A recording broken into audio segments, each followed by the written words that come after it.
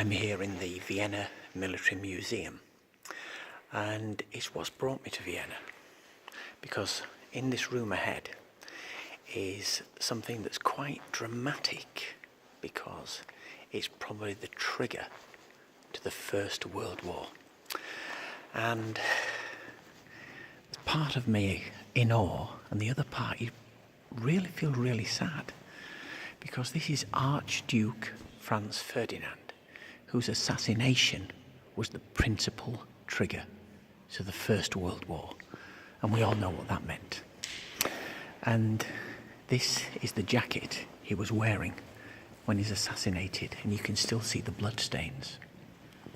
Let me tell you a little about it. It was 28th of June 1914, and he was the Austrian successor to the throne, as I say, Archduke Franz Ferdinand, and he was with his spouse, the Duchess Sophie von Hohenberg, and they were visiting the Bosnian capital of Sarajevo, where there'd been military manoeuvres.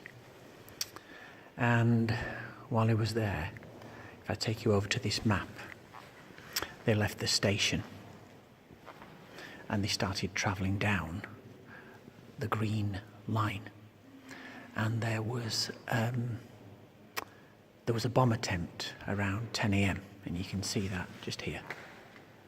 And so they diverted on the yellow line, and then there was a student, and the student, whose name escapes me, I think it's on here, the student pointed the bullet, Gavrilo Princip, and he fired 2 shots, and he fired them at this car.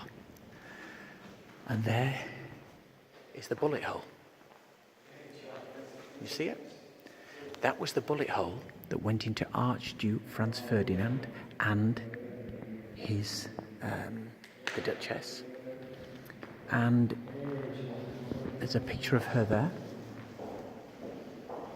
She was his spouse, and they both died.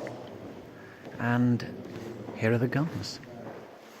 Now, one of these guns fired the shot, but they put 3 there. I heard the guide saying so they don't have anybody stealing them. But one of these guns pulled the trigger that killed Archduke Franz Ferdinand and the Duchess, and was the principal trigger to the First World War. And look at these amazing things here. The drive-along Apple key, a few seconds before the second assassination attempt.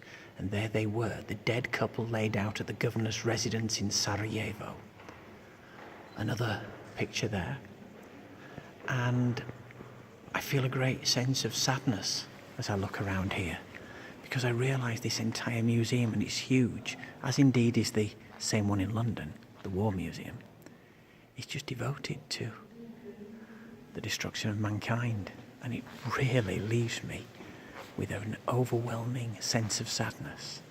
And when egos get in the way, and people go to war, usually in the expectation that it'll all be over rather quickly.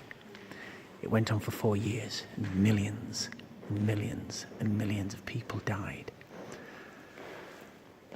And the interesting thing is, it was the breakdown of European alliances that led to the war. The breakdown of European alliances. I'll leave you to ponder on that.